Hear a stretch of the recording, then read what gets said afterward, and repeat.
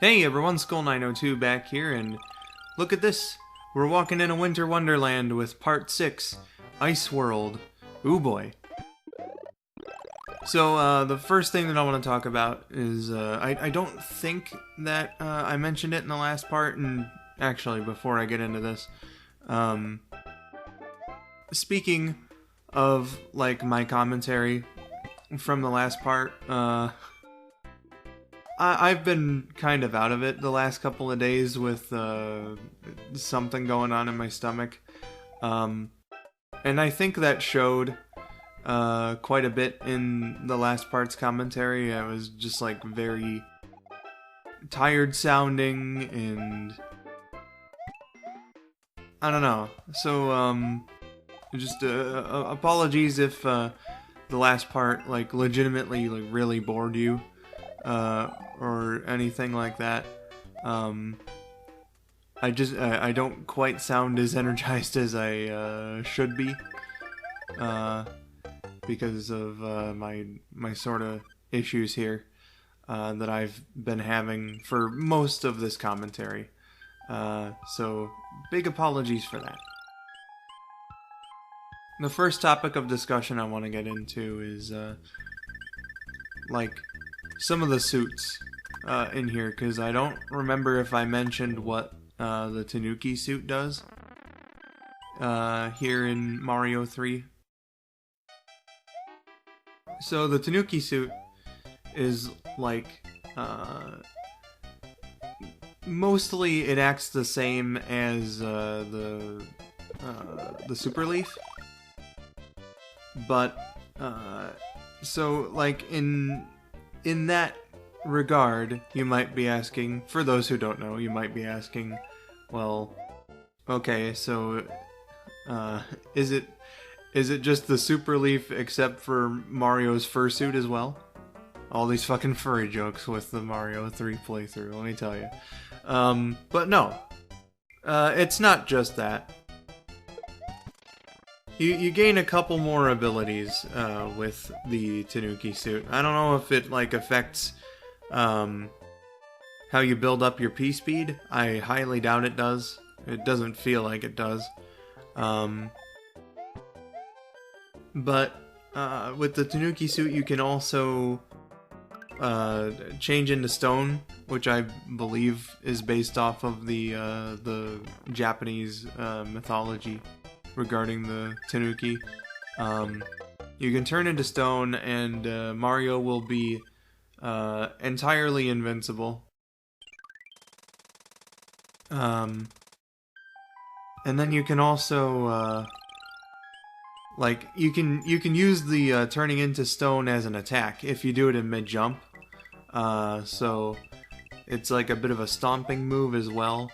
Very nice ability to have. Let me tell you. Another really nice thing to have, actually, is the coin ships here. The coin ships appear when you beat like a certain criteria. I think it has something to do with the number of coins, or like the timer. I'm sure it's something I'll correct myself on in the next part, because you think this is bad, I'm really going to need to reach for things to talk about in the next part. But you reach a certain criteria, and the coin ship will appear on screen, on the world map. And it's a very nice thing to have in order to build up on lives and, you know, get an item in your inventory, like we saw there with the hammer. So a nice, convenient thing to have if you go ahead and like get to that criteria. I think I got like 3 lives as Luigi in there, so definitely a good place to go. Though I did accidentally discover a invisible block with a 1-up mushroom in there, so that one wasn't so much the coin grinding, but hey, you know, whatever. Speaking of Luigi, We're about to beat this level now, and Luigi is about to get the hammer suit, which is another one of the special ones that I mentioned last time.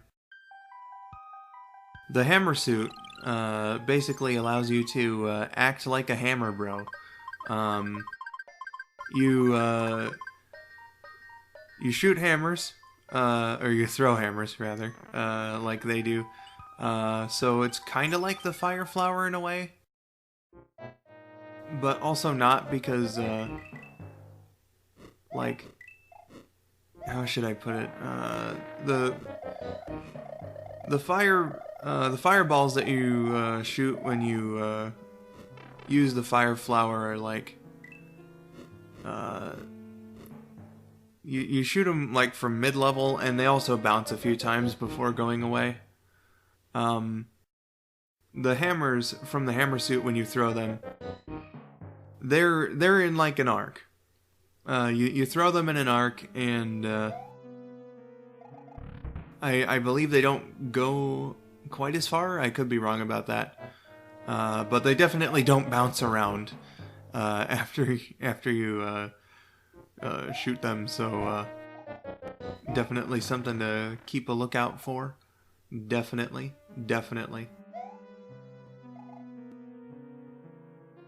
So, the floor in this level is actually one of the last remnants of a development thingamajig that happened.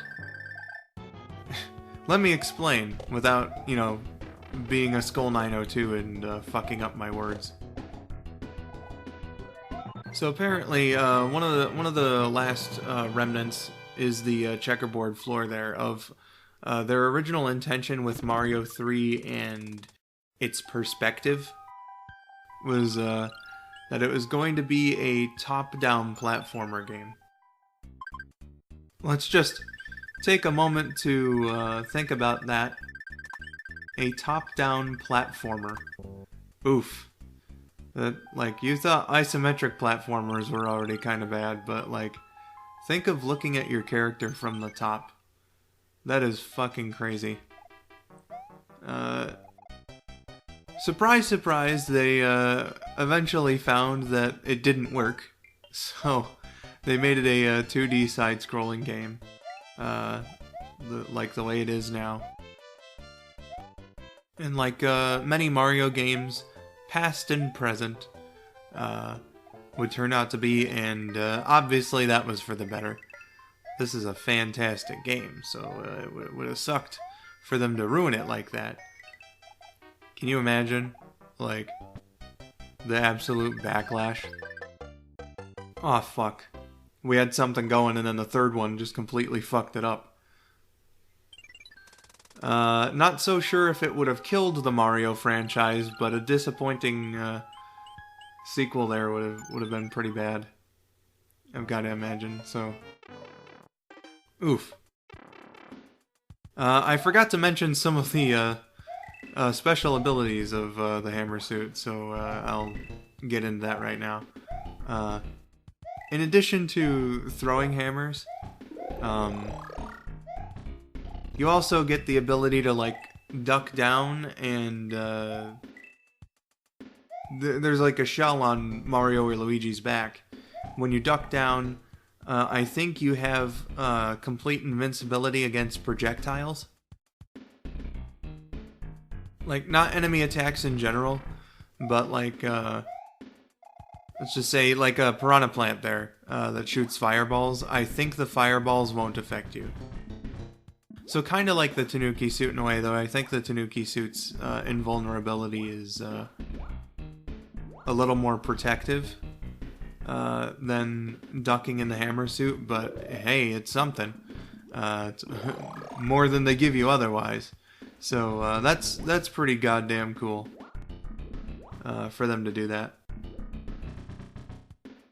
And then one of the other cool things about chucking the hammers is it's one of the most powerful things that you can have in the game, to be perfectly honest. Because not only does it obviously take out regular enemies and enemies that you can't take out with fireballs. But also, like, stuff that you really wouldn't expect. You got a boo on your tail? Fuck 'em. Just chuck a hammer at it. You got a thwomp in your way?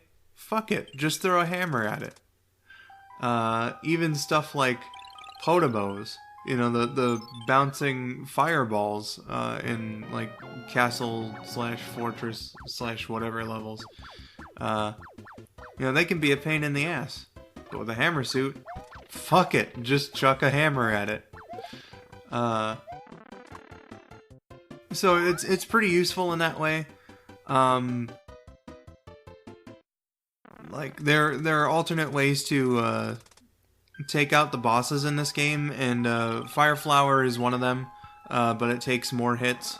The hammer suit, I believe, does it even quicker than, like, the normal jumping way.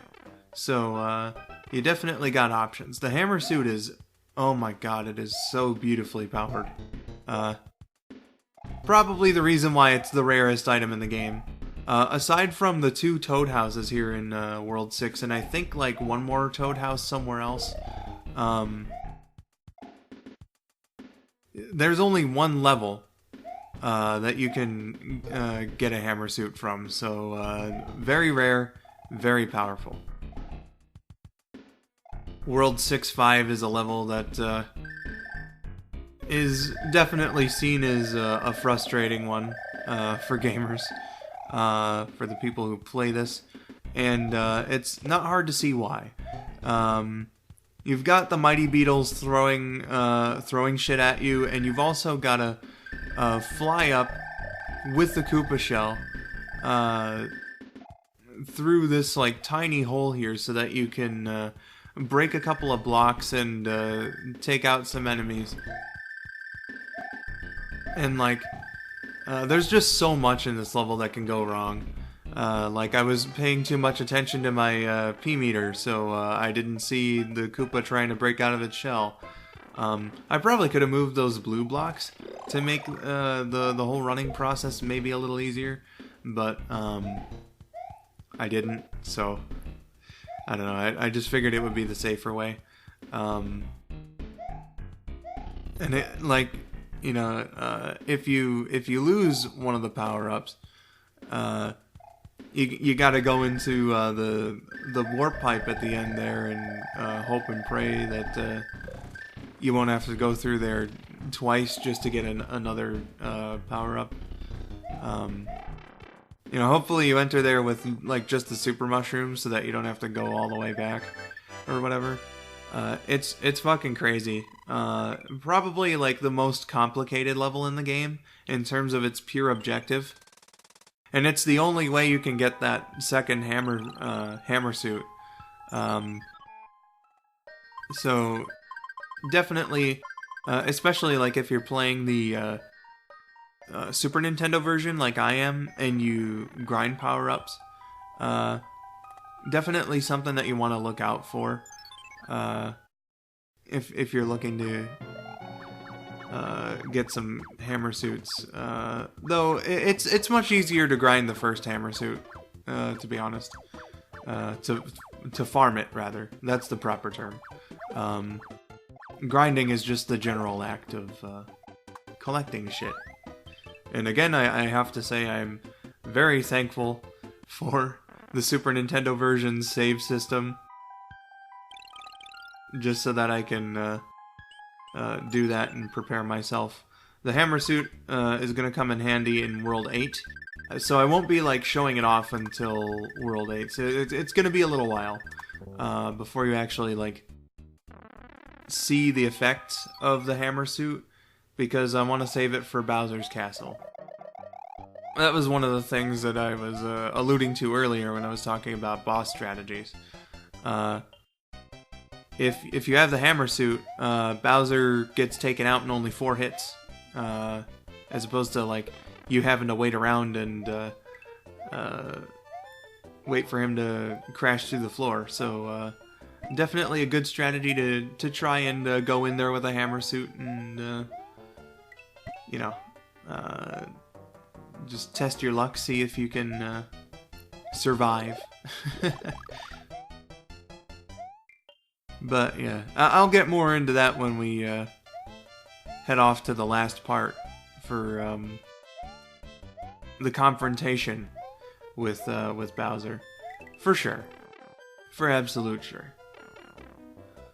Now I've talked about the cartoon quite a bit, and since we're playing as Luigi right now, at least as I start talking about this subject, there was something else that I wanted to mention, and that was the story of his voice actor, Tony Rosato, in Mario 3 and Super Mario World. I think it's one that can be learned from. It's actually a rather sad thing that happened to this guy. But for some background, and I'm going to be using his Wikipedia page as a reference for this, so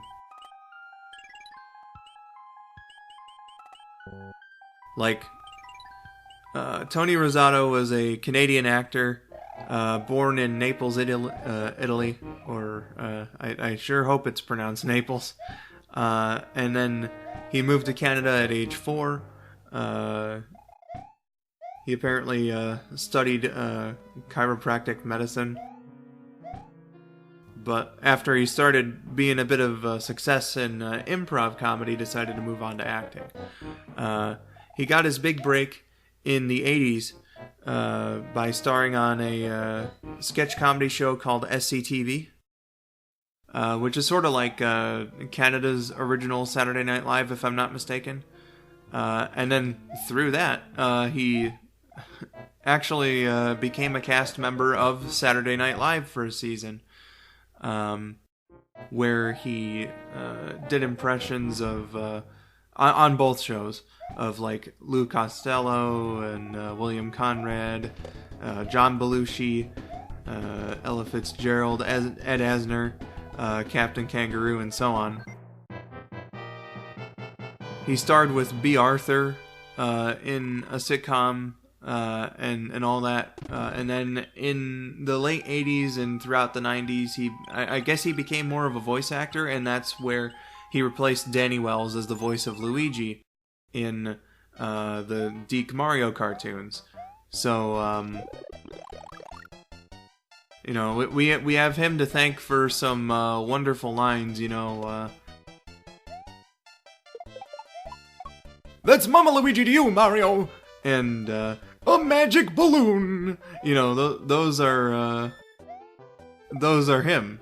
Tony Rosato there. Plus plenty of more beautiful line deliveries and stuff. So, you know, he did a good job. He did a fantastic Luigi. You know, like, I can't imagine a silly cartoon the style of the Deke Mario cartoons without a Luigi voice like that. So, did fantastic in the role. He also starred in stuff like The Adventures of Sam and Max Freelance Police. He did some voice work in there, apparently an adaptation of Bakugan. He was in like the original My Little Pony series. So he had made it as a voice actor as well. But the sad part, and I'm going to read directly from his Wikipedia page now, is in May of 2005, he was arrested and charged with criminal harassment of his wife. And apparently, the reason why that was because he was diagnosed with a delusional misidentification syndrome called Capgras delusion, I believe that's pronounced. So this poor guy is losing his sanity, and he's living his life thinking that his wife and their infant daughter were kidnapped and replaced by imposters. This is something that he actually went to the police to complain about before he was arrested. So, absolutely, you know, just try to put yourself in his shoes in that situation. Obviously, it's scary for his family as well. But like, I wouldn't be able to imagine, like, you know, living with that. You know, because obviously he doesn't know that he's going crazy. So to think and legitimately believe that your family's been replaced for some reason is, God, that's a scary thought. So this harassment went on for like a year and a half. You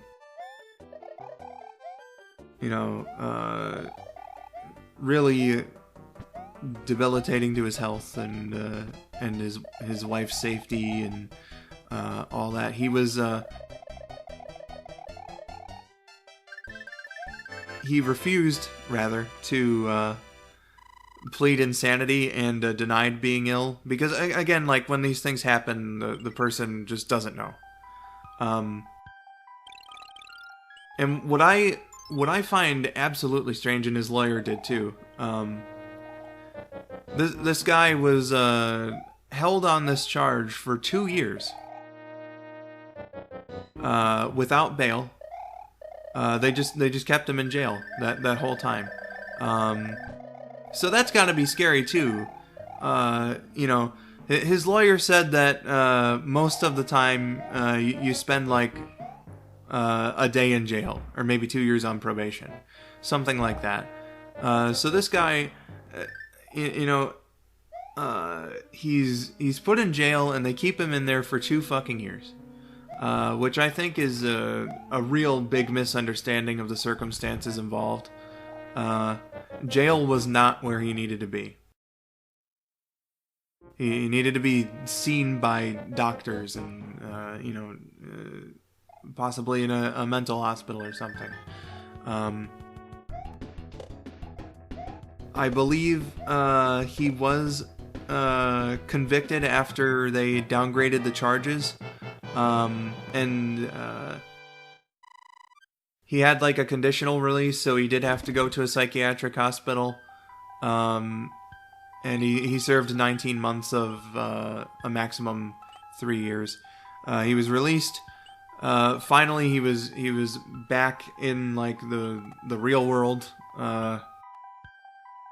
in March of 2009. So he spent almost 4 years in the system. Only like a year and a half of which he was actually getting the help that he needed. And his probation ended in September 2010. I don't know if I could say that this like legitimately ruined the guy's career, but he did only have one more acting gig, according to Wikipedia, after this happened. And then like a couple years ago, he died of a heart attack. And I bring this up because I think that it's sort of a thing that, you know, attitudes about mental health have really changed for the better in the last, you know, 10 years or so. I think if this whole thing would have happened 10 years later, he would have gotten the help that he actually needed from the beginning. Obviously, it wouldn't have prevented his heart attack or anything, but you know, just to think about that, like, God, it's scary to think that not only was this guy living thinking that someone had kidnapped and replaced his family, but also that the people in charge didn't understand and kept him in jail for 2 years, you know? So that's why I think there's a lesson that can be learned from this. It's, you know, just keep in mind people's mental health. Because it can really help them if they need help. To just, you know, if someone's been diagnosed with something, that's the thing. He wasn't undiagnosed. He was diagnosed with something, but they kept him in jail anyway. So especially if they've been diagnosed, you got to do what you can in order to help them.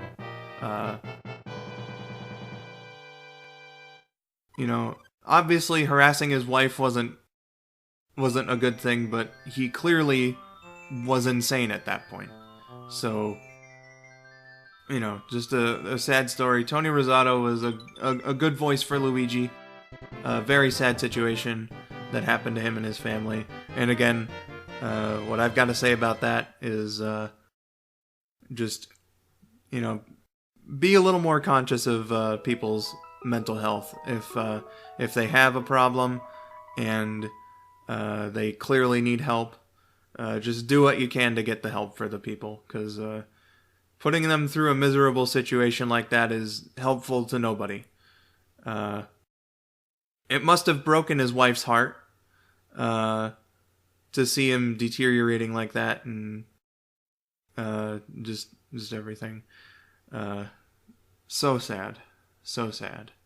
To end this on somewhat of a positive note, it does mention on his Wikipedia page, there's like a little section for legacy, and the episode Mama Luigi, which became a meme in the Mario community, was Reanimated, and it was released shortly after he died, and it's dedicated to his memory, as well as the memory of Harvey Adkins, who voiced King Koopa / Bowser. So the community kept him in their thoughts and whatnot, and I'm gonna put a link to that in the description. It's a fantastic episode of Super Mario World, and a real shining example of how good of a Luigi that Tony Rosato was. I see we're done with part 6, and I've been going overtime for quite some time. So I'm gonna leave you guys for now. I just wanted to share that story. So yeah. I've been Skull902. Thank you for watching, and I'll see you guys in part 7. Have a wonderful day.